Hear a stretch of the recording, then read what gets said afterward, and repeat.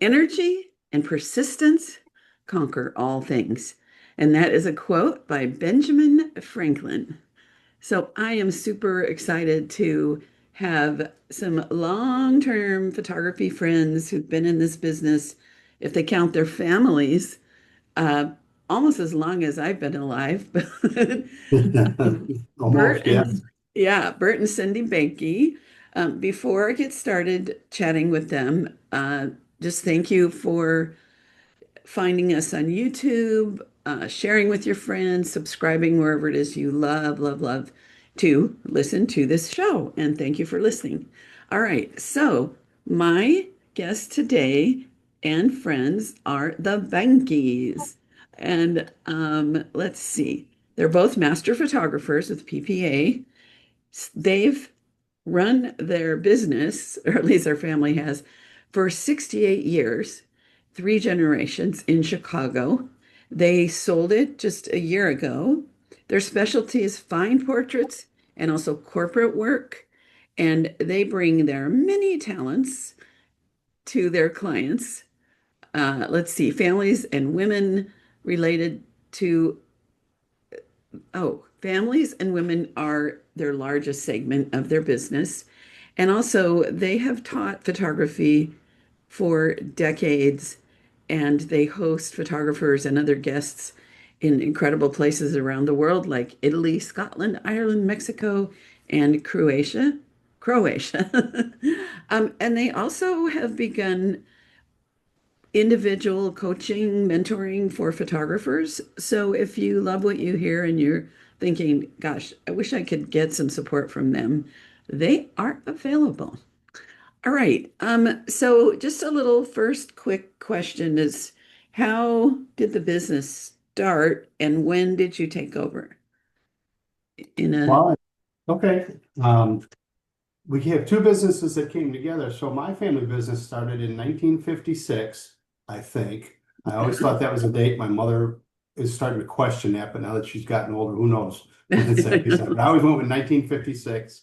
When I was very, very little as a baby, my father lost his job as a draftsman and always loved photography. So I think he was about 19, 20. Now he's about 20 years old at the point at that time, started his own business.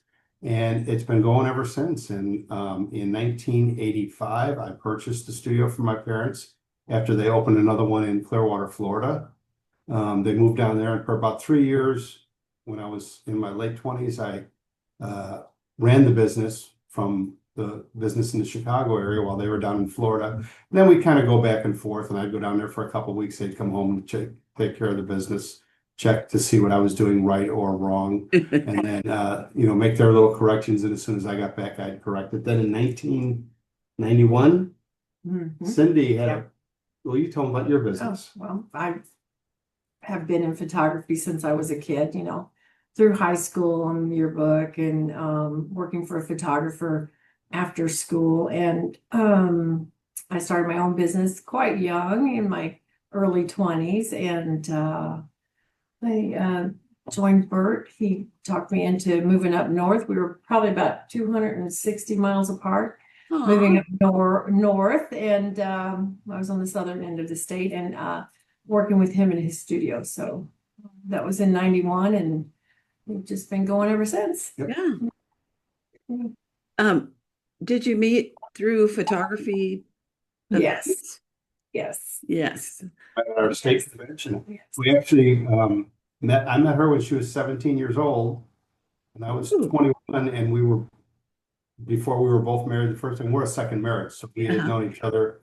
She worked for a friend of mine and just knew each other before we were both married the first time, and found each other again years later through Mm, mutual friends. We had a very solid group of photography friends, like I know a lot of people have, yes. and just started hanging around together. And one of my best friends was like her mentor, big brother that took care of her down in Southern Illinois. And the rest is history, as they say.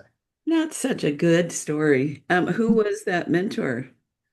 Mike Vagley, he's from Okay. Highland, Illinois. All Yeah, yeah. right. Haven't heard of him, but so Mhm. one of the things I love about having this podcast is getting to mine the gold of people who have been in this industry a long time, that have been teaching and sharing, so that maybe off in the future when we're at our, what is it, happy resting place?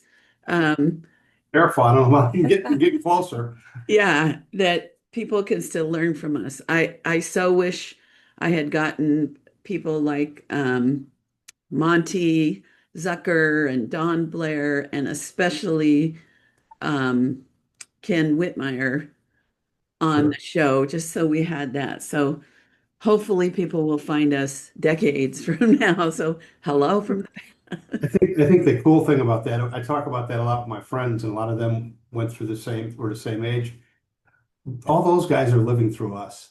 You Right. know, them and We like took Joyce Wilson we took classes with all of them. and Frank exactly. Riccio and Paul Skipworth. You can go on and on, and hopefully we've done them right by representing what we learned from them and Right. bringing forward to the Right. next generation. Exactly. We're standing on shoulders of giants, So, and they learn from people, and people are and they learning did. from us. So I love that. That's right. Who was when I got into photography, I heard about the man that really pioneered the outdoor on location dramatic lighting. He was already gone. If it pops in my head, if you don't know who I'm talking about, uh, Leon Kinmer?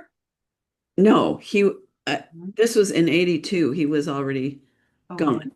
Oh, It'll he was pop in already my gone. head someday. Yeah. Anyway, so hopefully people will still be talking about us at some point. So let's see.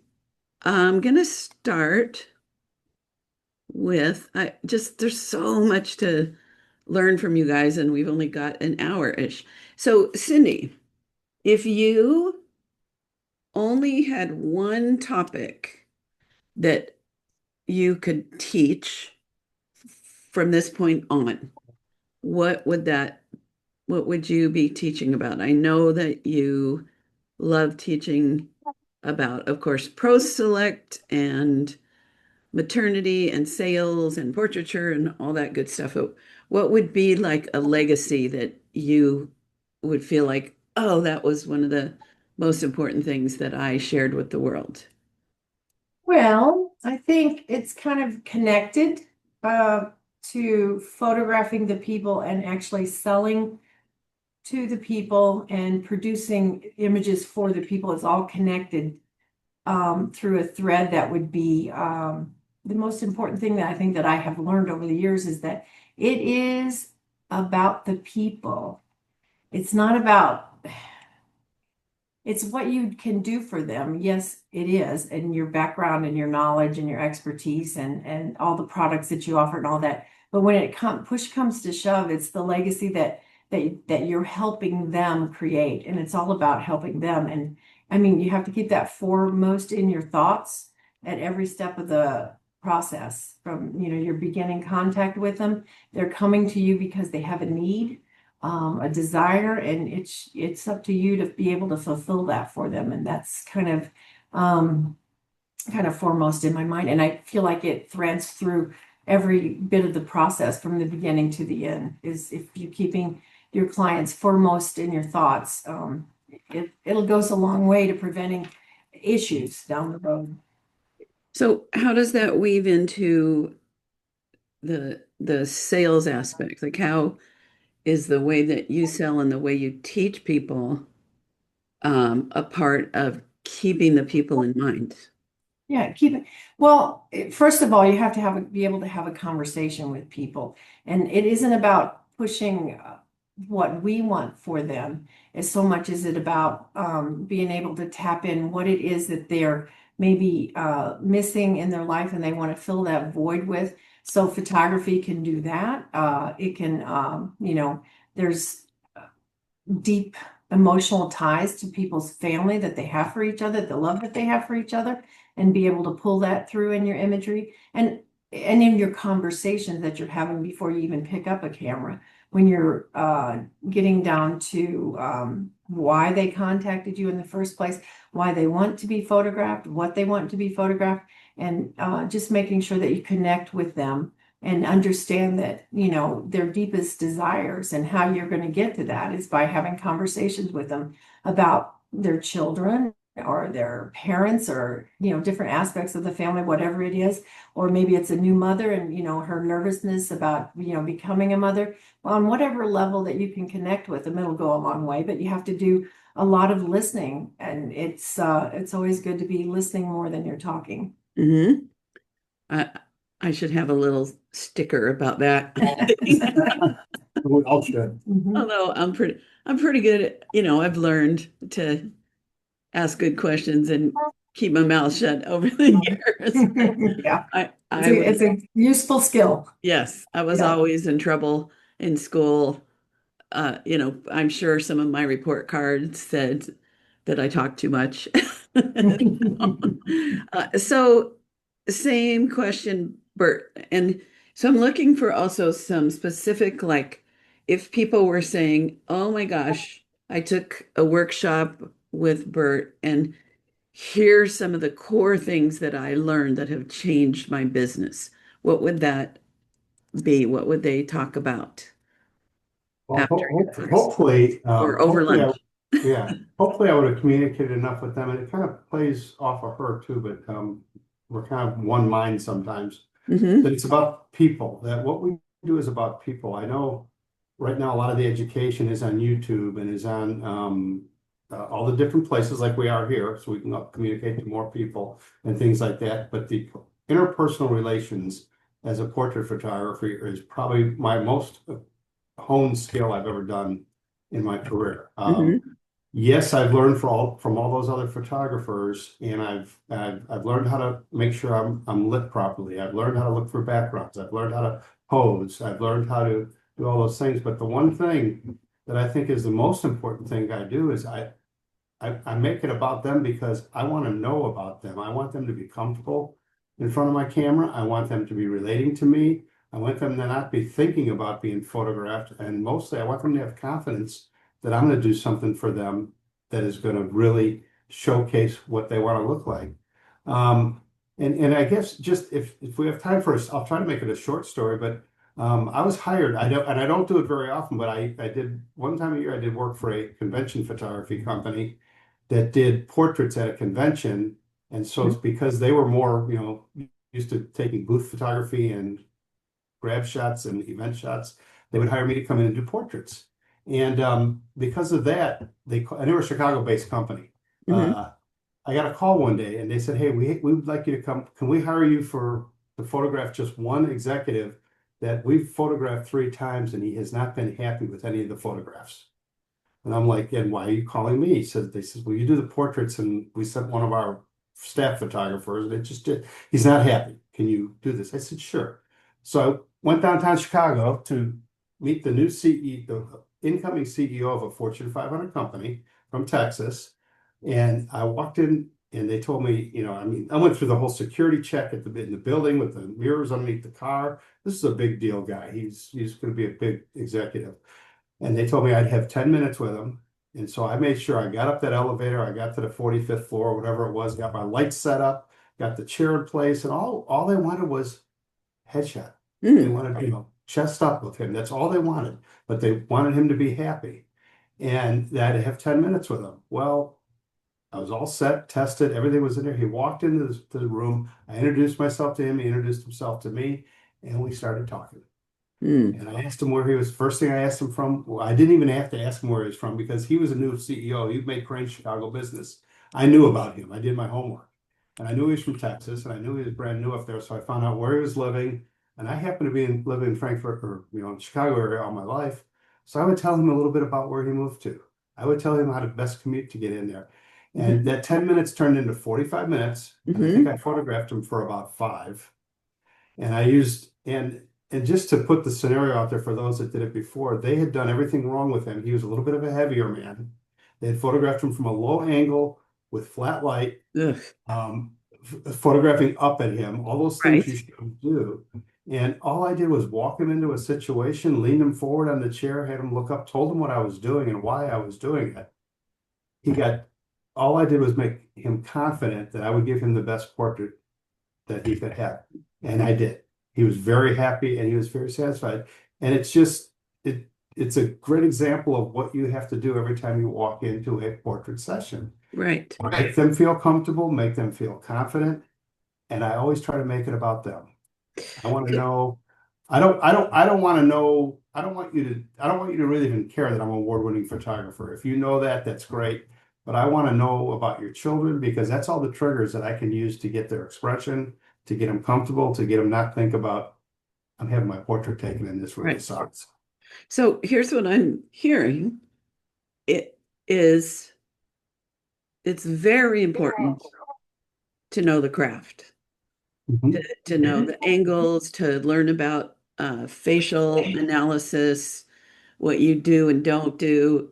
Like, I don't know about you, but whenever anyone's taking a picture of us for a selfie, like I have a group of friends that meet for lunch, and they'll want to crouch down, and I'm always going up high, hold it up Oh, yeah, high, stretch. because it hides Otherwise all I get this, you know? exactly. I The difference is Yeah, huge, right. angles, and I'm not good with broad lighting, but I'm much cuter with short lighting.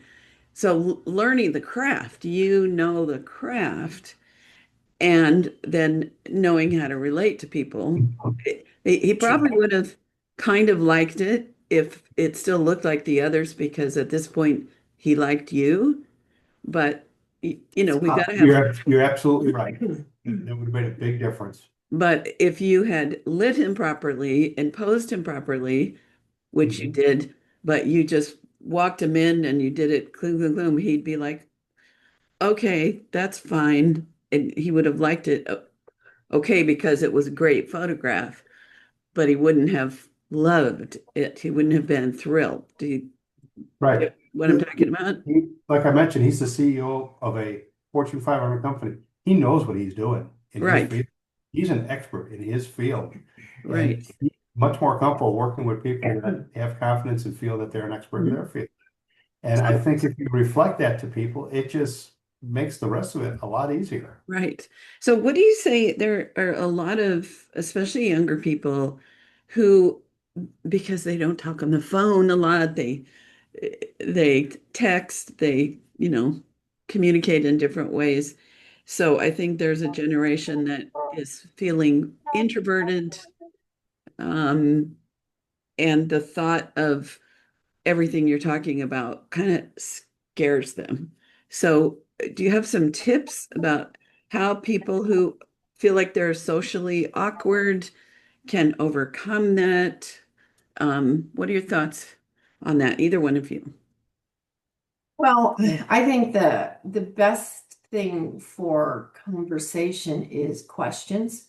Hmm. You just start by asking questions, and you can, it's like a dance. You ask a question about them, and at some point you might have to relay a little bit about yourself to keep it evolving, and then Right. that moves to another question, and on you go. And then the person that you're talking to gets the sense that you're interested in their life, Hmm. and people love to talk about their lives. All you have to do is ask, and they'll start opening up. And that should make you feel more comfortable. I don't know your level of shyness that would be, or your inexperience with conversation. But I mean, I think as these young people, if they start to become parents, they have to interact with the community at large. Their kids are in daycare or school and things like that. So they have to start learning to begin to be conversational, on some level or another. But in the meantime, it's really about asking questions is the easiest way to open doors. Hmm. Hmm. Well, just for my thing, I've listened to a lot of different sources for information, and there was one study they were just talking about recently where the young people aren't dating like they used to. That Right. there's, especially the young men, they say, are becoming more introverted and spending more time alone and by themselves. And what's happening is they're not learning those interpersonal skills, which are critical, I think, in portrait photography. I mean, whether, if you want to capture them looking at you and into the camera, you have to communicate. I Hmm. would always work on a tripod when I was younger, especially when I was Same. younger, so that I wasn't hiding behind the camera Mhm. talking. When I would talk to to them. There's a difference between me talking to you like this, right, with a camera in front of me, and me talking to you with eye contact. Exactly. I teach this all the time when I do it, and what happens is I don't let them not pay attention. I command them by communicating back and forth and making them look at me and making them respond to me because it's all about interpersonal relations on a lot of different things. Mhm. My son worked at the Board of Trade, and they all went to a lot of online trading, and now they're talking about something going back to in-person trading because of the interactions between people, because they miss a lot of uh, the information. There's a lot of information passed back and forth to people when you're in their presence, more Right. information than when you're on a phone Or or Zoom call. especially on a computer or just, one-way conversation. Right. So confidence is the one thing that I think is starting to lack in people. They're just not confident to be around other people, and it's kind of Sad. that they can't, that it's affecting them like that. I don't know where it's going. We're a different social society and things change all the time. Who knows what the next thing will be? Now they're talking about in-person dating. They're going back to in-person dating. Oh my Like, gosh. I remember how we would laugh about they talk about Yeah. in-person sales, and we go, Yeah. that's all we ever did. Right. Right. Now So they're doing in-person dating, where they're actually meeting, and they're like, some people are talking like it's a new thing. It's yes. refreshing that they're thinking that way. Yes. So I have a couple of thoughts with that. Thanks for both of you for sharing that. So one of the things I love about self-employment and especially this career is in order to be successful, we have to grow as people. And whatever is our strengths are useful, but also conquering things that might be our weaknesses. So people like me, sometimes I can talk too much and not listen well. And so over the years, I've learned to be a good listener. I took improv classes maybe 7, 8 years ago before starting this podcast. And there's the yes and where you have to listen for your next move. You don't think, oh, I'm going to steer this sketch this way. Mhm. It evolves.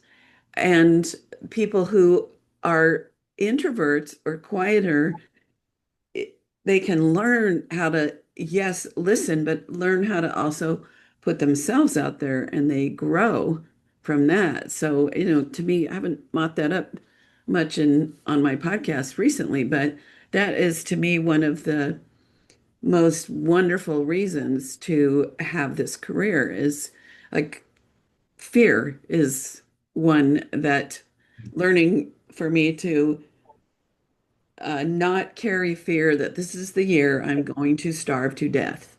Every year, I was a wedding photographer. So Yeah. come December, I wouldn't have much on my calendar, and I'd be like, "That's it. What am I going to do? Am I going to be a bag lady?"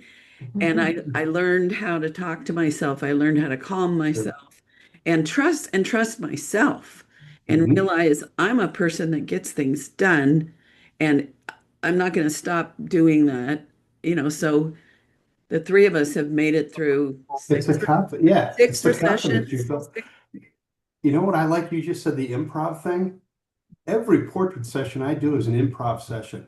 Absolutely. Because I might go in with a preconceived notion of I've got a family of 8 and I'm going to do this and I'm going to do that. And then I see the interactions going a different way. And I'm like, yeah, you pivot, you change, you play off the things that happen. Like you said, everything's improv in life. Exactly. Yeah. One of the Driving your car is improv. If you think you're going to be in that right-hand lane the whole way and go 55 miles an hour, guess what? right, You got to improv. You got to go right or left or whatever. right, right. When I read a book called Quiet, and it's about introverts, Mhm. and they said that actually in sales, introverts have where'd it go? Actually have more potential to be better at sales than extroverts because extroverts want in general like attention and do our dog and pony show. I'm a mix, so I stand on both platforms. But an Yeah. introvert, my sister's more introverted, and she'll get people quietly telling her all kinds of stories. People will be entertained by me, but they'll be touched by her Sure. because she listens, and not just questions that are yes and no, but a question and then a follow-up question. Great. And a Thoughts on story. that? Yeah. Yeah. Thoughts on Yeah. that? Yeah. Well, I guess you would call me an introvert a little bit. And people tell me things, I will tell you that I cannot believe they tell me. Hmm. I'm I'm just I guess flattered that they feel confident enough to trust me with some of the things that they talk to me about, and that's fine. But it does trust is probably the word. You're building trust. If somebody's telling you personal things that maybe, kind of you're wondering because we don't know each other all that well, the level that they would go to tell you personal things, that is quite a bit of trust there. And when they trust you, I think they feel confident in what your suggestions are as far as recommendations of what they might want to buy and where it would be in their home and how they want to utilize it. So it's yeah, it's that. It's Hmm. the It's definitely that. it's the know, like, trust thing Yeah. that you've probably Yeah. heard about before, where the first step in a relationship is getting to know somebody. And Right. then you find out if you get to know them that you like them, and that's the Mhm. next step. But the final step is trust. Right. And once there's trust in any relationship, once there's trust, it takes it to a whole new level, whether it's in your business, a relationship, or just a friendship. And Right. and that trust goes a long way down the road because it's not just they trust you in this minute, they trust you for future photography events and even personal things. So it can lead Mhm. into deep friendships. But it's again back to listening and knowing the little the dance that you play in conversation, when to talk, when to listen, when they tell you a story, how you relay empathy for it, or you relate it back to maybe something small on your end. I mean, but you don't take over the conversation by any Mhm. stretch of the imagination. So, Right. yeah. Yeah. Have you found that sometimes if you get too deep on the friend zone, that it can backfire, and then they expect you to give them discounts and Sure. treat you differently? Can you? That's why we're a good cop, bad cop. Ah. When she would do sales, she would give me 10 minutes to come in and talk to my clients, and I had to scoot out of the room. If they wanted my opinion on they thought was the best one, I would say, well, I kind of like this one, but when you're done with her, you guys will decide it because it's your deal. And she'd kick me out because I might be the one saying, oh yeah, we'll take care of that. And speaking of opinions, I will, just because it's getting now, I might be off topic, but I think as a photographer who is selling your work in person, not putting it online, because you can't offer your opinion online. But when you do, they ask your opinion. I think you should give it to them. I think you should give it to them honestly. You're a photographer. You know what makes a good photograph, and tell them why. If you tell them, give them information and tell them why you like this expression better than that one, or this body language over that one. If you can uh, relay that to them, it goes a long way as well in the trust thing. And they may not go with it. There might be something in the image that you thought was, oh, it's expression wise, maybe not Mhm. as, but they love it. It reminds them of, it takes them somewhere else. And but that again is the dance that we do with our clients. Right, right. I I love what you both said. I'm sure you've had this experience where, like if you're watching on YouTube, this portrait above my head of the little boy looking through the Hmm? screen, uh, they didn't want to order it, and it was loan collection, um, and as I sat with them and I shared with them, it's great to have photographs with smiles and the family picture. And wi- she had a little, she had him in that little sweater, and we had a studio set up with um, who was the person that made the beautiful backgrounds that used to teach? Um, Oh, Lamar yes, Williamson. yes. So I had the soft Lamar pastel background, and she loved that.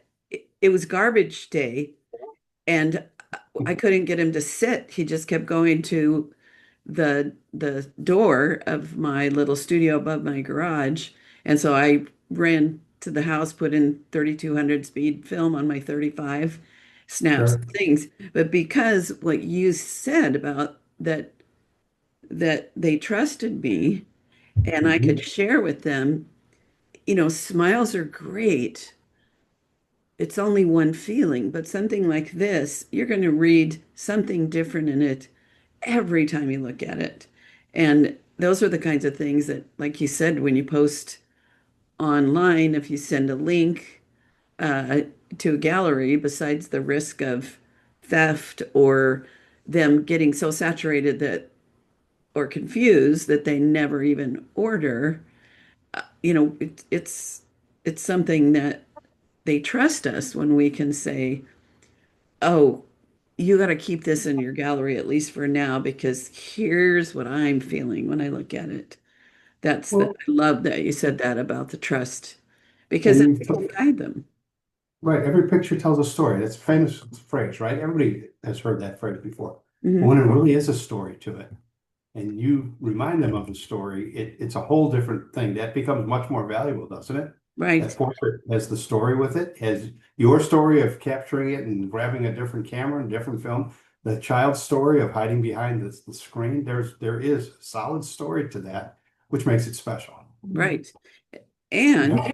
everybody that looks at it that doesn't know the story tells their own story. The reason it Sure. went alone, the reason our well-skilled judges had that go alone is because it touched something in them that if he was just smiling right there, it would have gotten the green merits as we talk about. But yeah, and a lot of clients, I don't know, you probably have the same experience. They haven't initially crossed over to think about this work that we're doing as something that can be truly a work of art, not only a work of capturing the moment for them. Do you have thoughts on that? Yeah, of course we do. I mean, the artistic part of it, if you're putting your own slant on things, you mentioned Greg and Lisa Daniel earlier, and Greg likes to tell a story with his portraits. A lot of his portraits, the story is of their home and their family and what's in them. Hmm. Um, it doesn't have to be an action shot. It doesn't have to be anything, but they're building a I don't even know. I lose words as I get older and stuff like that. But they're building a legacy about their family through their portraits, Yes. and that's what we all try to do. We try to make it special for them. When I would do programs on family portraits, there was always a section that I would have on last portraits because there were how many times that we either knew or didn't know that this was going to be the last portrait that the dad was in or the child was in or whatever it might be, and how important it is for that family that they're coming together for this. And if they know it's going to be a last portrait, you have to handle it one way in the studio. And then when you find out later that it was a last portrait and you didn't know anything about it, maybe they didn't even know at the time.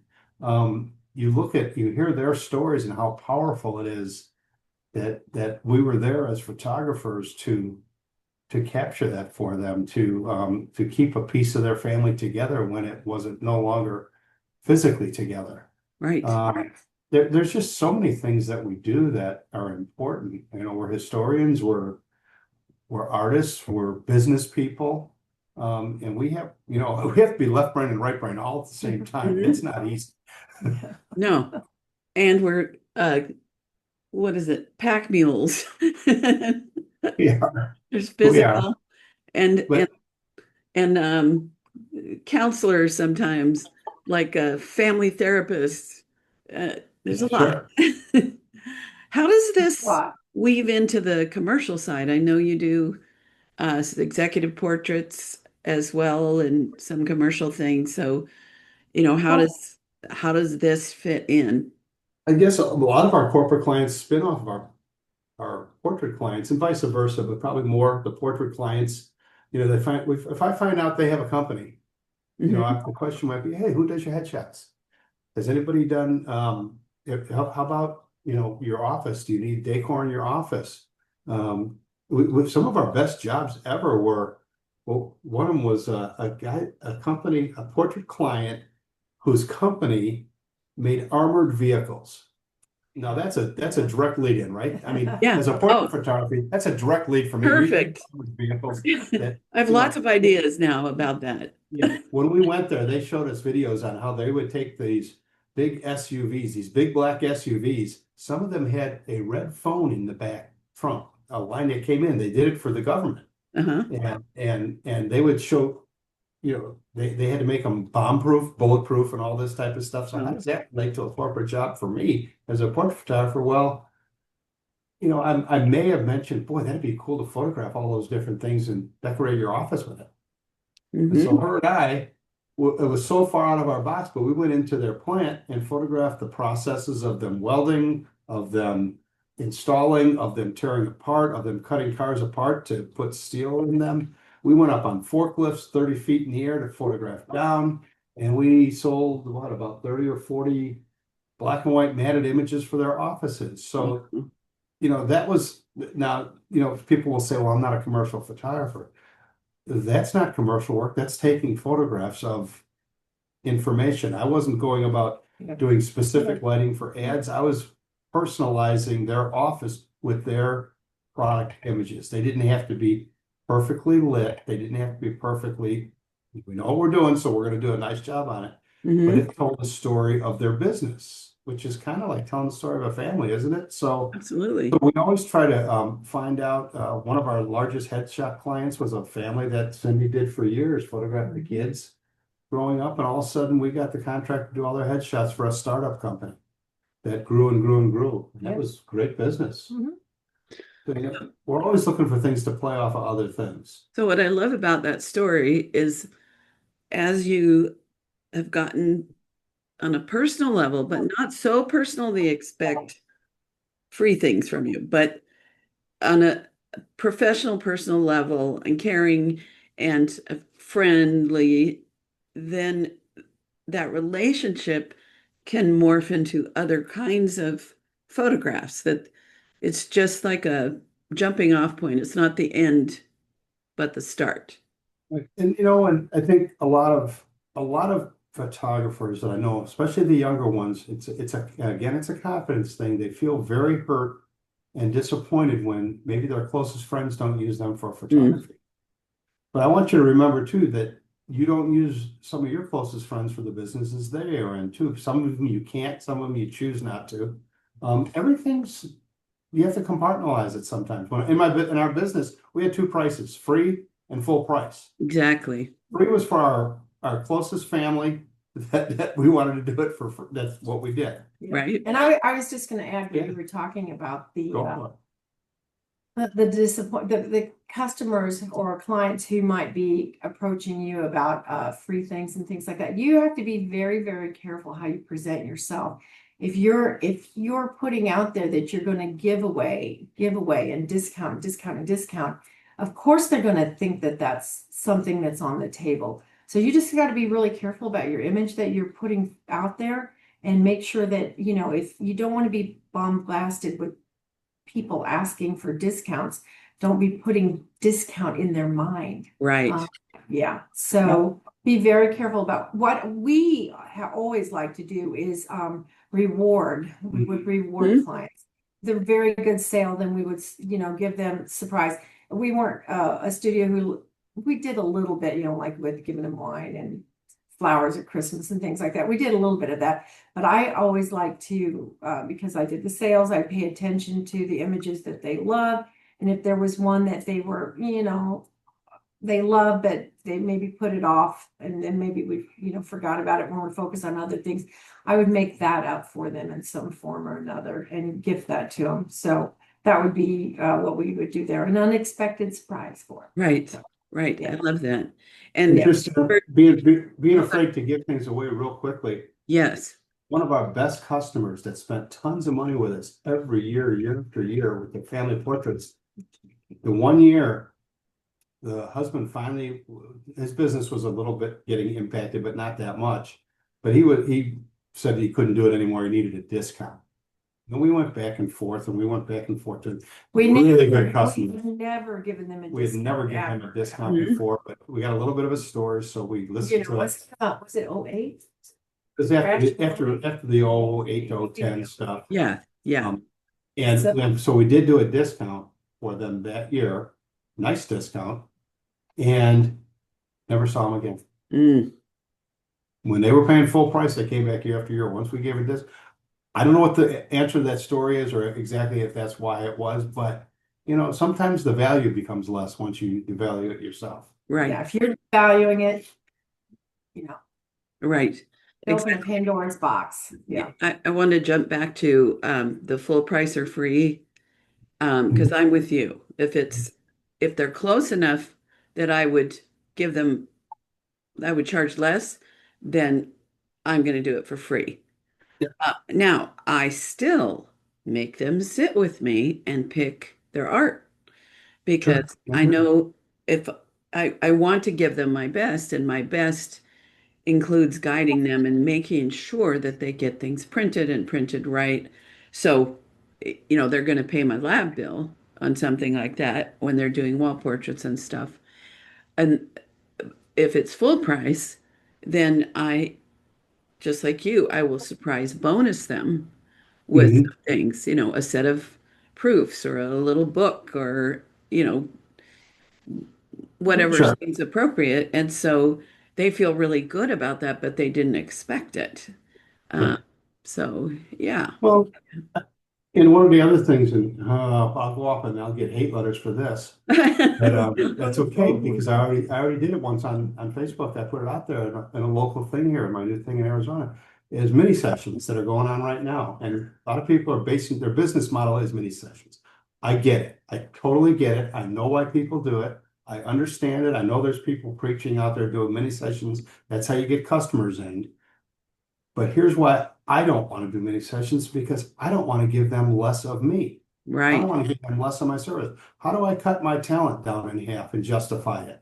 How do I tell them that I can do that in 15 minutes? I'll give you 15 minutes for this amount of money when I normally spend an hour or two for more money.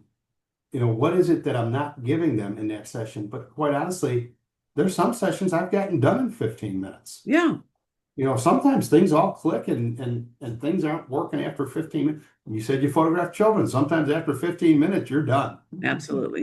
I always just say with children, it doesn't matter how long you spend with them, but you're going to have about 6 to 8 minutes of photography time because Mhm. it might be a minute here and a minute there, or it might be 6 or 8 all in a row. Who knows? Um, but if my value, if my skills and my talent, my value is worth a certain amount, I don't want to give them I don't want to charge them less to get less of my talent.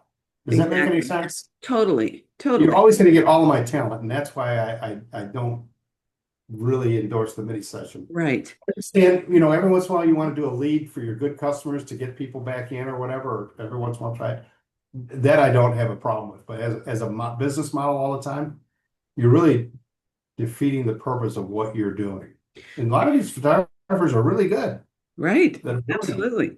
And especially during prime time, like I notice there's a lot of fall minis, and Sure. Yeah. fall is prime time when Yep. people are thinking about the holidays and family, and it's the place that one session with a qualified client you can earn more than a 3 weekend mini sessions. Yes. And Why would you give that away? Why would you right, give away your And most I think a lot of valuable? them are just afraid to charge more money because they. Right, and go back to confidence, yeah. right.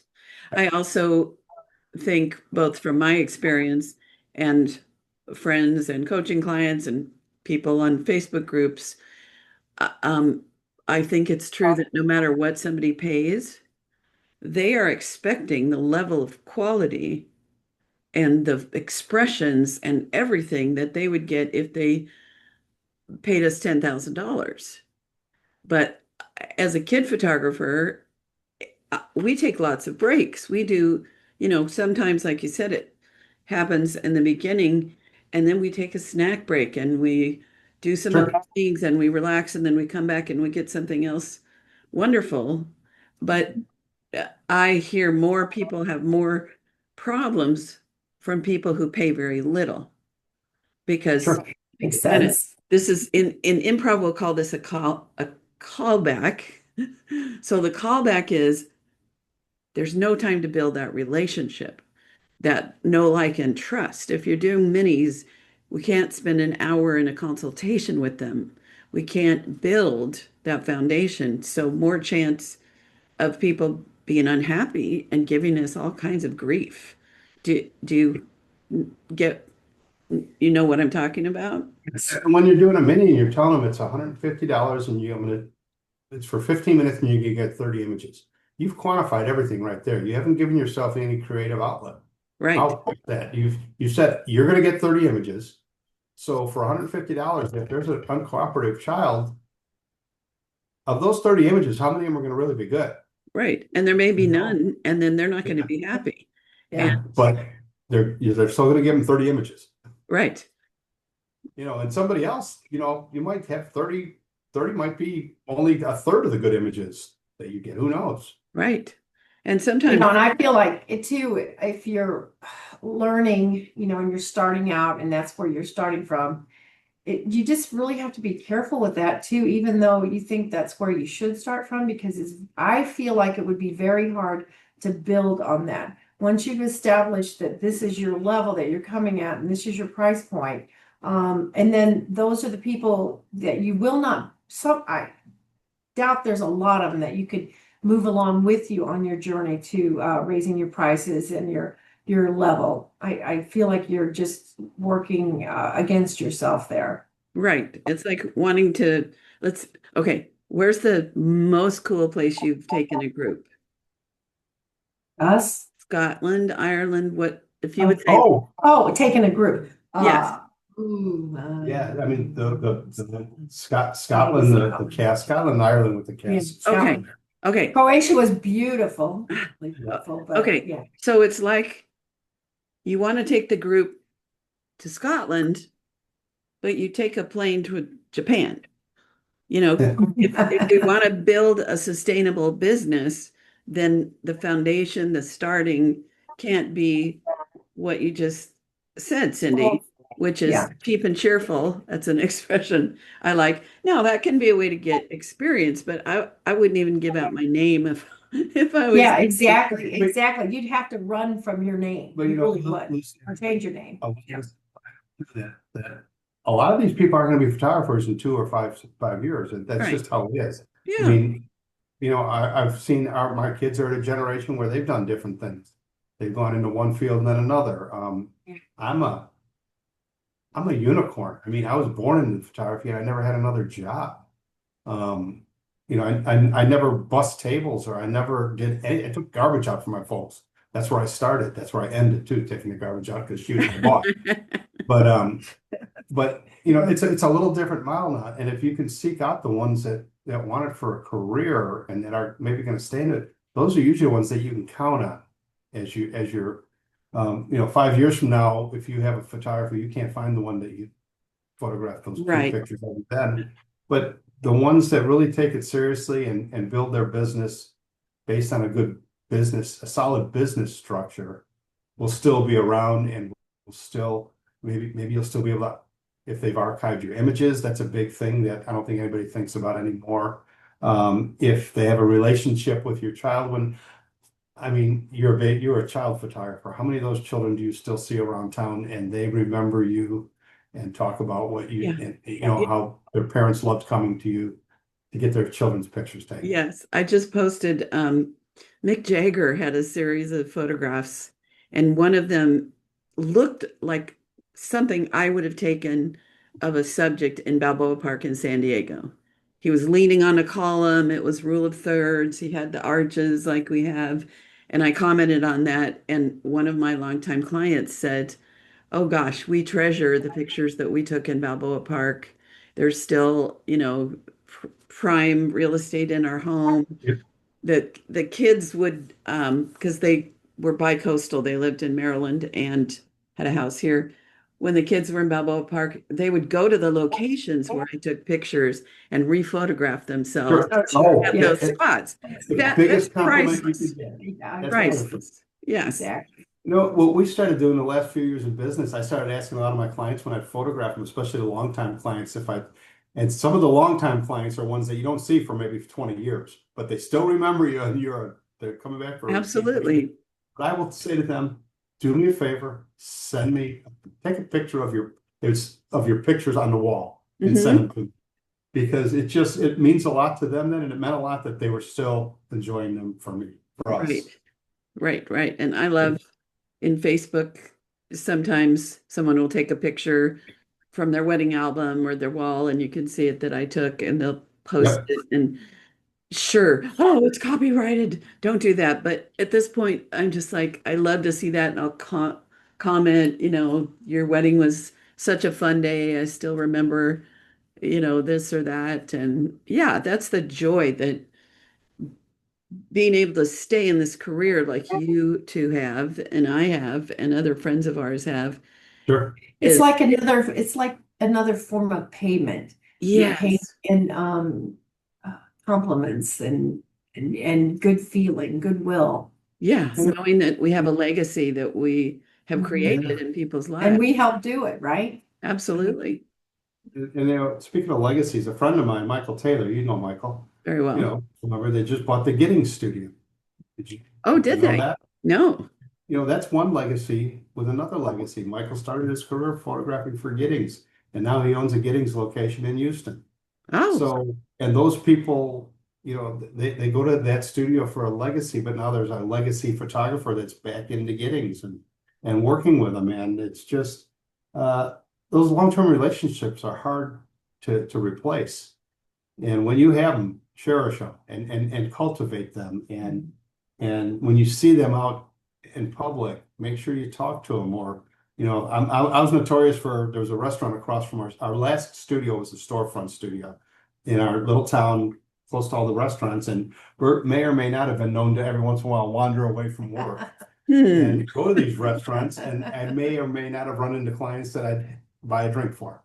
Ah, And, it was my way of thanking them, a little way of keeping that relationship yeah, alive. that's awesome. Yeah, my neighborhood was not a neighborhood where you could photograph kids. Um, it was one of those that had gone downhill so I could afford to live No, there. And then it got revitalized, and now there's kids and families, and sure, it's a small town in the middle of San Diego, right near downtown in Balboa Park. And I could so build an incredible children's photography business in this sure. neighborhood if I still was up for that. So how awesome that you were in a space where you could see your clients Yep. regularly like that. That's amazing. Okay, we are almost out of time, so I have two questions. One, I know you love for people to get in touch with you and if they want to find out about coaching or other trips you're doing, where would they go for that? You can also always reach out to me on Facebook. Not so much her, but I'm the one you can find on Facebook. But otherwise, go to our website. We kept our studio website alive. It's behnkePhoto.com, BEHNKEPHOTO.com. Hmm. And it's still our portrait website because we don't know that we're totally retired yet, but we do have a no compete clause and we want to make sure that this photographer that bought our business is successful. Ah, So we'll obviously honor that. But we may or may not be doing some photography out here in Arizona. We're still feeling that out, but we're for sure doing coaching, consulting. I like to help people that are starting in business or have an existing business with systems and putting things together and making sure their bookkeeping is in place. So we have a section on our website that says for photographers. great, Simply great. go there and that'll tell you everything that we are going to be offering. Yeah. And I have to say that the people that I know, including you and me, you and I, you and us, that have had the longevity have had mentors, taken workshops, gotten involved, served as presidents of associations. So, reaching out to people like you, to help get a more solid foundation I think is one of the smartest things people can do in their business. So, We're, okay. we're resources and we've made all the mistakes Yeah. already, right? Yeah. And we love to share. Learn from our mistakes instead of Yeah. your own. And I know you're like me that you get joy out of helping other people. Sure. You do. That it's a labor of love, not for the money, you You know. know what? You're only as good as the people you help. Right. You really are. Okay, last question is just opening the floor for a last either something to share that you might not have yet that you think would be helpful or just a parting thought. You go first. I can't. Well, me first? Yeah. I'll She always defers to me. If you're working with your wife, remember you're not the boss. Yeah, no, just, I love my profession. I love what I do. I want people to be successful. Uh, for the lady that bought our studio, Jean, she says, I didn't know you'd be this accessible. Mm. I always knew of you as a photographer in town, but I was always afraid to talk to you. I felt so bad about that, Oh, that they had put me in this position. They thought I was in this position of, because I've accomplished a lot. We both have accomplished a yes, you lot in our have. careers. But you know what? We're just like the rest of you. We have the same needs. We have the same issues. We work with the same problems. We still get a customer that's mad at us that we have to deal with. We all have gone through that. But when you can lift the other people up, when you can help them and not exclude them, and there isn't a photographer that's my competition. There's nobody can be me. No.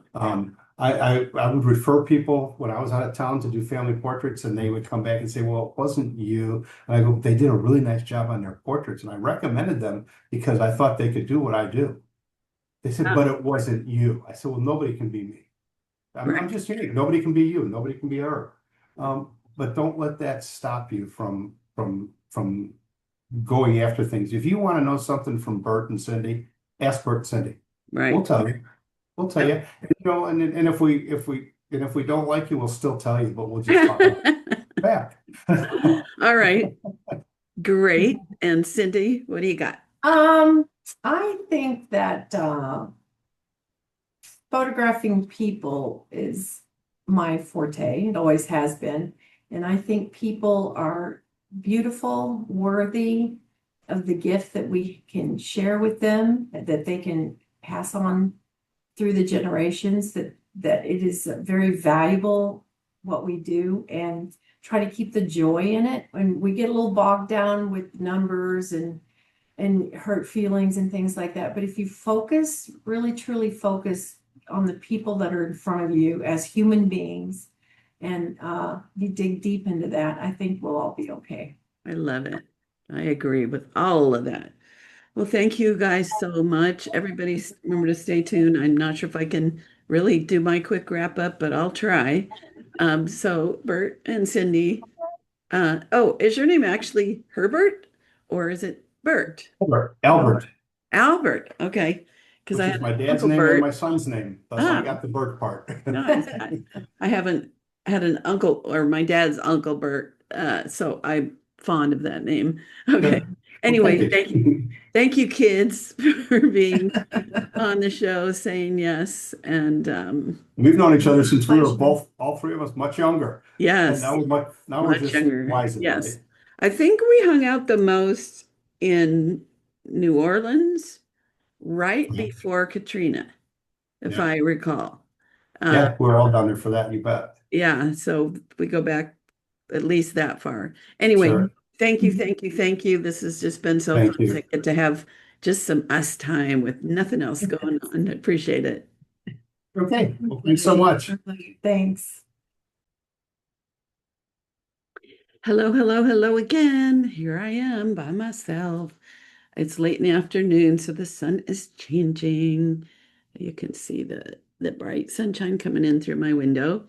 Uh, I wish I could have sat in on conversations with some of my mentors uh, when I was newer in the business. So I hope those of you that are newer have enjoyed our conversation where we really are coming from so much of the same place, but we have our individual twists on it. And by the way, Rocky Gunn is that photographer that I was trying to think of, in case you're like, oh, I wish I knew who that was. So, in the nut, in the nutshell, I'm the nut. In a nutshell, both of them agreed that the core of our business is to build relationships, to make friends, not like, the best friends that you do things for free, but to care about them, listen to them, get to know them, let them know that you like them, have them know, like, and trust us. Learn about their decent, sorry, deepest desires, not decent desires, but deepest desires, their emotional ties, what they're missing in life. Ask questions. We talked about some of the dangers of mini sessions, because it can get you going in a direction that's not really where you want to end up. We talked about, also just touched on the importance of knowing our craft, so that that relationship that we build that is fantastic is backed up with solid skills. And I think that's it for now. And I'm just sending that out, hoping that this enriches your life. And if you want any um, conversation with me, you can just send me a message, or on my website, Lucy Dumas Coaching. Somewhere there's an actual link to book a 20-minute call, and it's not that hard to find. So, just sending out a big heart full of love, and thank you so much for listening. It means everything. Bye.